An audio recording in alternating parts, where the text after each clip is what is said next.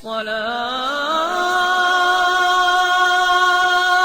خير من النوم.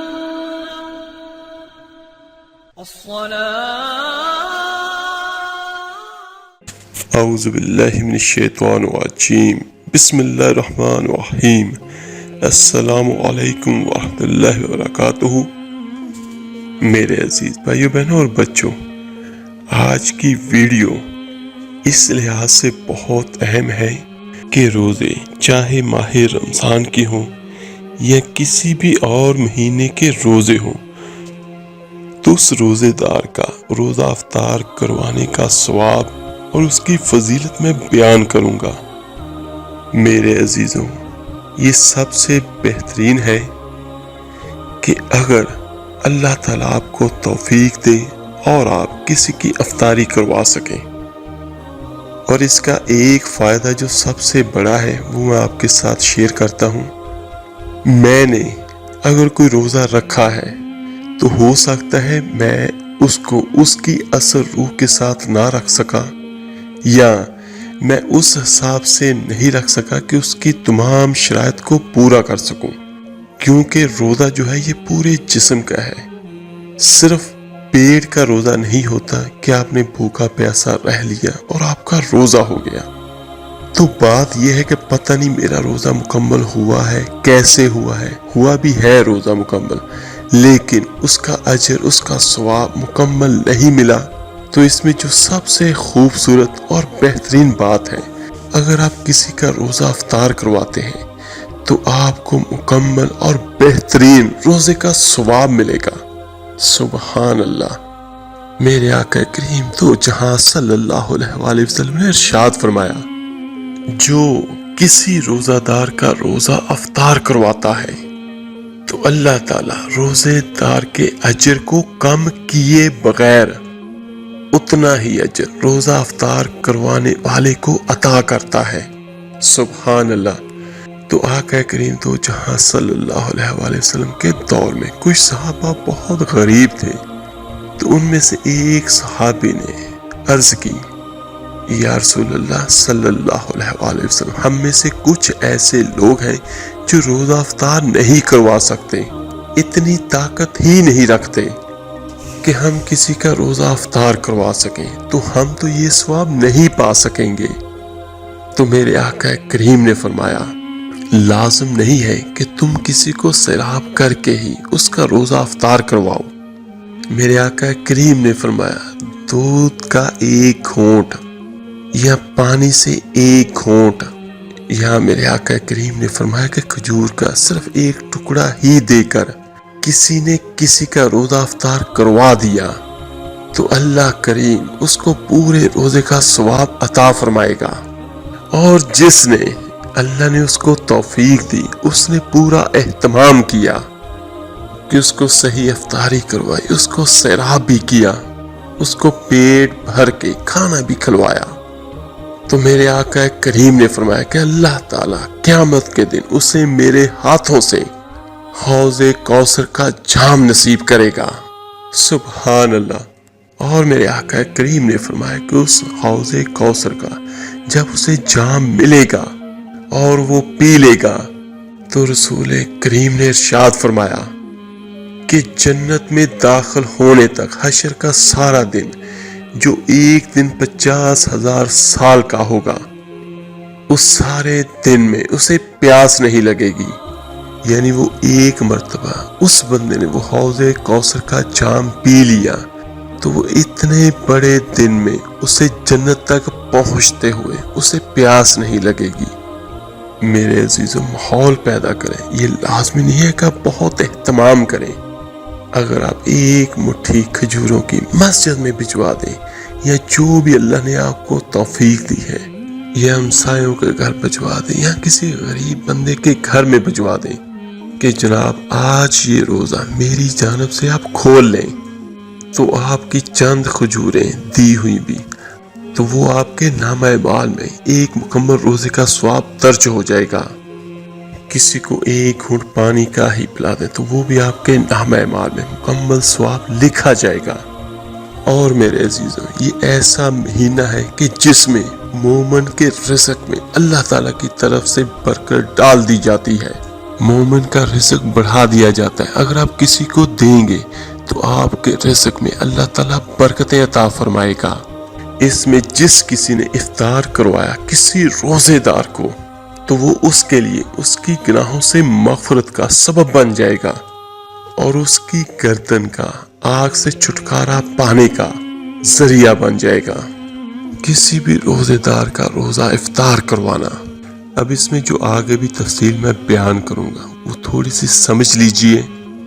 میرے عزیزوں، یہ اللہ کا شکر ہے کہ اس وقت ہمارے دور میں رزق کی فراوانی ہے. یہ اللہ کا بہت احسان ہے ہم پر. وہ فکر و فاقہ کی کیفیات جو پچھلے وقتوں میں تھی اور سننے میں آتی تھی، وہ عام طور پر اب دنیا میں موجود نہیں ہے. لیکن دیکھیے اور اس دور کا تصور کیجئے کہ وہاں ایسا بھی ہوتا تھا کہ کسی کے پاس کھانے کو کچھ بھی نہیں اور خود اپنے لیے بھی کچھ نہیں ہے، اور یا ہو سکتا ہے کہ وہ کہیں سے دودھ کی لسی بنا کر بیٹھا ہو روزہ افطار کرنے کے لیے، اور اس کے بعد خود بھی کچھ نہیں ہے. اور اس حالت میں اس کے پاس، جس کے پاس یہ بھی سب کچھ نہ ہو، اور اگر اس کے پاس آتا ہے اور وہ بندہ اس تھوڑی سی لسی میں سے اپنے کسی اور بھائی کو بھی پلا دیتا ہے، تو اس کا جو اجر و ثواب اس پس منظر میں ہے اس کو ذہن میں رکھیے. باقی ہمارے ہاں اس وقت جو ریل پیل ہے اللہ کا احسان ہے، اس کا شکر ہے. اور اس دور میں اگر آپ روزہ افطار کرنے کی محفلیں روز بھی سجاتے ہیں اور بہت اعلیٰ طور پر افطاریاں کرواتے ہیں. اور میرے عزیزوں، یہ انسان اپنے احباب کے ساتھ محبت کے اضافے کے لیے کرتا ہے، اور یہ محبت خالص اللہ کے لیے اور اللہ کے دین کے لیے ہے، اور اس کا اجر و ثواب اپنی جگہ پر ہے. لیکن یہ جو ابھی میں نے آپ کو بیان کیا ہے اور جس درجے کا اجر و ثواب ہوتا ہے، اس کے لیے اس قسم کے پس منظر کو سامنے رکھنا ضروری ہے. اور میرے عزیزوں، آتا ہے بہت سارے اصحابہ کرام کے بارے میں، انہیں تو فاقے ہی ہوتے تھے اور کئی وقت کے فاقے ہوتے تھے. اصحاب صفا خاص طور پر کہیں سے کچھ آ گیا تو کھا لیا، اگر نہیں آیا تو کئی وقت کے فاقے ہوتے تھے. حضرت ابو ہریرہ رضی اللہ تعالیٰ عنہ وہ بھی اصحاب صفا میں شامل تھے. وہ فرماتے ہیں کہ ایسا بھی ہوتا تھا کہ کئی وقت کے مسلسل فاقوں کی وجہ سے غشی طاری ہو جاتی تھی، لیکن لوگ یہ سمجھتے تھے کہ شاید انہیں مرگی کا دورہ پڑا ہے، لہذا وہ گردن پر پاؤں رکھ کے اور دباتے تھے. میرے عزیزوں، یہ کیفیت بھی اس وقت وہاں پہ ہوتی تھی، کیونکہ اللہ کریم نے جو نظام ہمارے آقا کریم صلی اللہ علیہ وآلہ وسلم کو دیا، اس میں وہ جبری مساوات نہیں تھی. زکوٰۃ فرض ہے، لیکن باقی جو صدقہ اخراج اپنے رزق میں دوسروں کو شامل کرنا، یہ لوگوں کے اپنے جذبے پر چھوڑ دیا گیا. اور وہاں انصار کے ساتھ ایسا نہیں تھا کہ ایسے حالات پورے مدینے کے تھے. وہ واقعہ بھی آتا ہے کہ جب آقا کریم دو جہاں صلی اللہ علیہ وآلہ وسلم کو کئی وقت کا فاقہ تھا، لیکن ظاہری سی بات ہے کہ ہمارے آقا کریم کسی کے سامنے اپنا دست سوال دراز کرنے والے تو نہیں تھے. اور اتنے میں حضرت ابو بکر صدیق رضی اللہ تعالیٰ عنہ آ جاتے ہیں، اور ان کی کیفیت بھی وہی ہوتی ہے. اور دیکھ لیے چہرے سے اتنا تو اندازہ ہو جاتا ہے کہ واقع ہے. حضرت عمر آئے، ان کا حال بھی یہی ہے.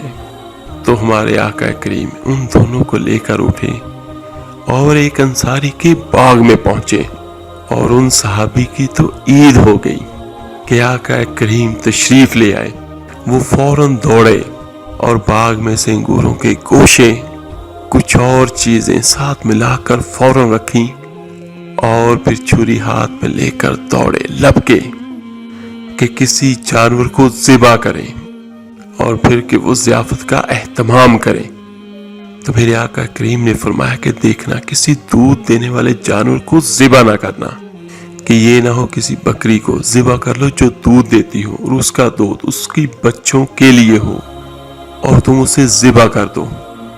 اور پھر انہوں نے ذبح کیا اور گوشت کو تیار کیا، تو وہ کھانا ہمارے آقا کریم نے بھی تناول فرمایا، حضرت ابو بکر صدیق اور حضرت عمر رضی اللہ تعالیٰ عنہ نے بھی تناول فرمایا۔ اور پھر میرے آقا کریم نے فرمایا روٹی کا ایک ٹکڑا لے کر اس پہ چند بوٹیاں رکھ کر کہ یہ عائشہ کو بھی دیا، اسے بھی کئی وقت کا فاقہ ہے۔ اور میرے عزیزوں، میرے آقا کریم نے کیا فرمایا کہ اس روزہ افطار کرنے والے کو بھی، کہ اس روزہ افطار کروانے والے کو بھی روزہ رکھنے والے کے برابر ثواب ملے گا، بغیر اس کے کہ اس روزہ رکھنے والے کے ثواب میں کوئی کمی ہو۔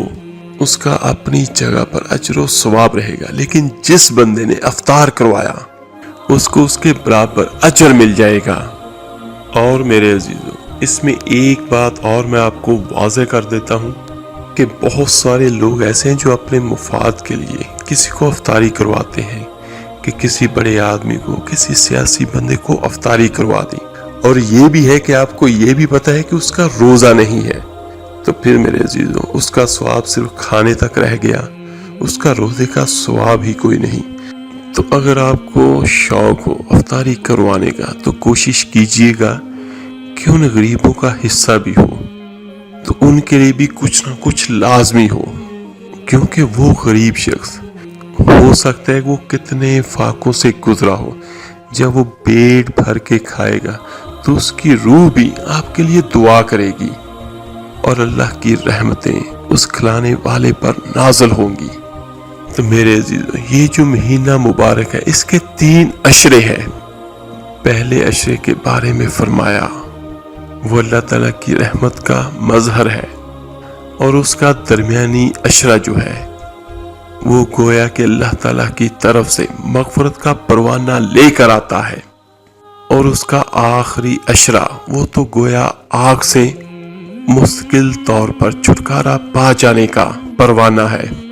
اور جو اس مبارک مہینے میں اپنے کسی غلام یا ملازم کی مشقت میں کمی کرے گا تو اللہ تعالیٰ اس کی مغفرت فرمائے گا اور اسے جہنم کی آگ سے چھٹکارے کا پروانہ بھی عطا فرمائے گا۔ میرے عزیزوں، رمضان کا مہینہ بہت اجر و ثواب کا مہینہ ہے، تو کوشش کریں، اگر اللہ نے توفیق دی ہے اور آپ کے پاس ہے تو جتنا بھی ہو سکتا ہے کسی کو کھانے کے لیے کچھ نہ کچھ لازمی دیا کریں۔ تو وہ تو میں آپ کو بیان کر چکا ہوں حدیث مبارکہ کی روشنی میں کہ چاہے ایک کھجور کا ٹکڑا ہی کیوں نہ ہو، تو یہ سارے عمل ایسے ہیں جو آپ کے نامہ اعمال میں بہت زیادہ اجر و ثواب کا اضافہ کرنے کا باعث بنیں گے۔ اللہ تعالیٰ سے دعا ہے اللہ تعالیٰ آپ کو، مجھے، ہم سب کو سب گناہوں سے معافی کا پروانہ عطا فرمائے، آمین ثم آمین۔ نئے آنے والے اس چینل کو ضرور سبسکرائب کریں اور اس ویڈیو کو لائک اور شیئر ضرور کیجیے گا صدقہ جاریہ سمجھ کر، اور آپ کے ایک شیئر کرنے سے جو کوئی کسی کی افطاری کروائے گا تو اس کا ثواب آپ کو اور مجھے، ہم سب کو ملے گا۔ تو ملتے ہیں جلدی انشاءاللہ تعالیٰ ایک نئے وظیفے عمل کے ساتھ۔ اپنا بہت بہت خیال کیے گا۔ اللہ حافظ۔